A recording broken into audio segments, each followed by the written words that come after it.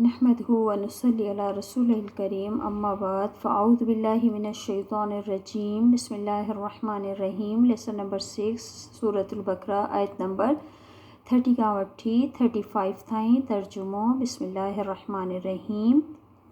व ऐं इज़ जॾहिं क़ाल फरमायो, अल्लाह ताला फरमायो, रब्बुक तुंहिंजे रब, लिल मलाइकती फ़रिश्तनि खे, इन्नी बेशक आऊं, जाइलुन ठाहिण वारो आहियां, फिल अर्दी ज़मीन में, ख़लीफ़ो हिकु जानशीन। अल्लाह ताला फ़रिश्तनि खे चई रहिया आहिनि त आऊं ज़मीन में पंहिंजो जानशीन मुक़ररु करण वारो आहियां, ठाहिण वारो आहियां। ख़लीफ़े जो मतिलबु हिते उहो आहे त जानशीन जेको ज़मीन ते अल्लाह जे अहकामनि खे नाफ़िज़ करे।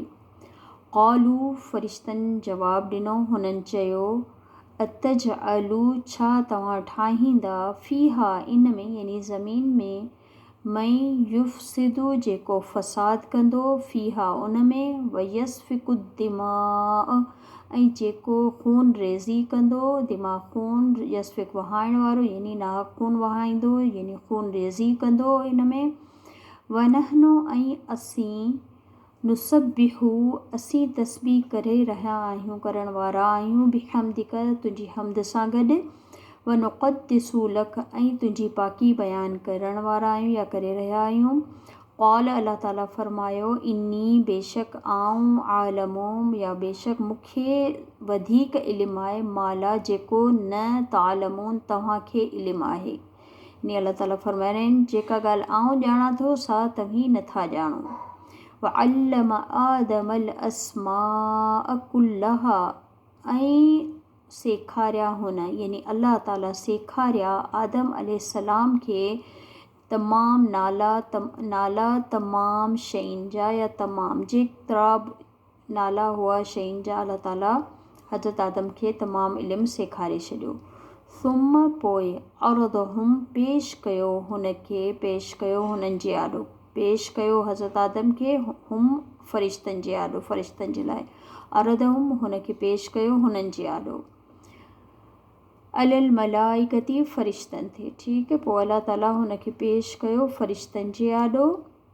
फ़क़ाल पोइ चयो, अल्लाह ताला फरमायो, अंबिऊनी मूंखे ॿुधायो, बि अस्माई हाउलाई नाला हिननि जा, हिननि सभिनि जा नाला तव्हां हाणे मूंखे ॿुधायो।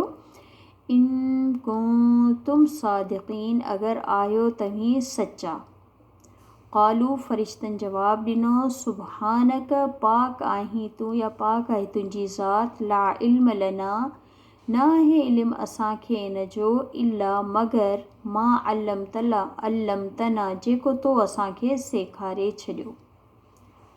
इन्नक बेशक तूं, अंतल अलीमुल हकीम तूं ई ख़ूब इल्मु वारो, ख़ूब हिकमत वारो, यानी सिर्फ़ु तुंहिंजी ई ज़ात आहे जेका ख़ूब इल्मु वारी ऐं ख़ूब हिकमत वारी आहे।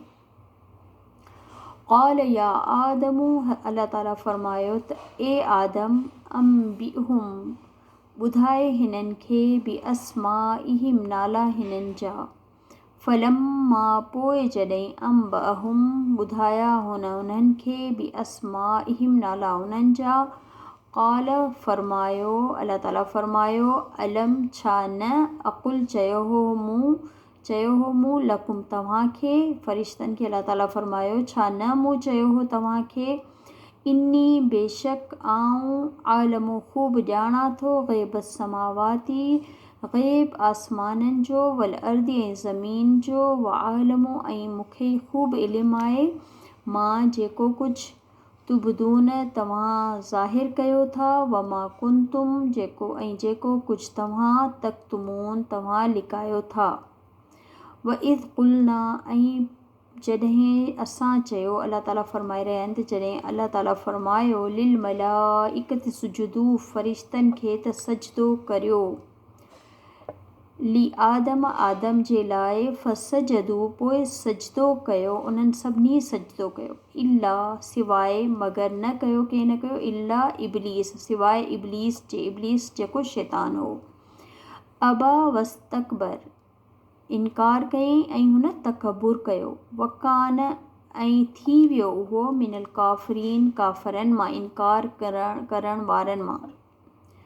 वक़ुलना ऐं असां चयो या आदमो ए आदम उस्कुन तूं रहो अंत तूं वज़ोजुक ऐं तुंहिंजी ज़ाल अलजन्नत जन्नत में बाग़नि में वकुला ऐं खाओ मिनहा उन मां रग़दन आज़ादीअ सां हैसु जितां बि शिअतुमा तव्हां ॿिनी जो दिलि चवे वला ऐं न तक़रबा तव्हीं ॿई वञिजो हाज़िही शजरती हिन वण जे वेझो न वेझो वञिजो हिन वण जे फ़तकूना पस थी वेंदा तव्हीं ॿई मिन ज़ालिमीन ज़ालिमनि मां सुब्हानक अल्लाहुम्मा व बिहम्दिक नशहदु अन ला इलाहा इल्ला अंत नस्तग़फिरुक व नतूबु इलैक। अस्सलामु अलैकुम व रहमतुल्लाहि व बरकातहू।